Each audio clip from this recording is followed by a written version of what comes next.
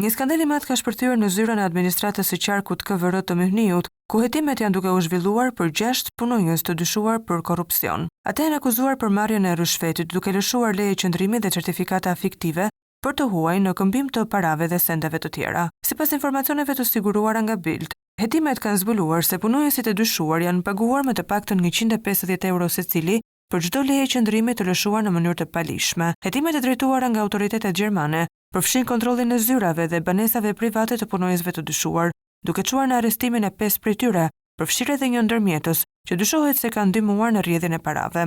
Sipas hetimeve, skema e korrupsionit ka filluar në vitin 2022, ku 7 persona kanë krijuar një plan për të mundësuar që të huaj të qëndronin në Gjermani pa pasur të drejtë.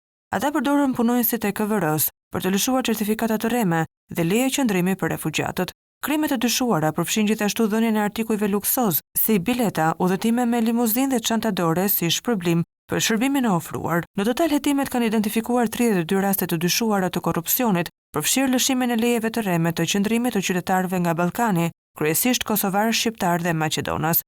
Në shumicën e rasteve, punonjësve të KVR-s u janë paguar 150 euro për secilën veprimtari të palishme. Prokuroria po heton gjithashtu për një skemë të gjerë që lidhet me kontrabandën dhe falsifikimin e dokumenteve, ndërkohë që Departamenti i Administratës së Qarkut të Myhniut ka theksuar angazhimin e tij për një politikë të tolerancës zero ndaj korrupsionit. Pas mbështetjes, autoritetet kanë kërkuar që hetuesit të zbardhin të plotë këtë skandal.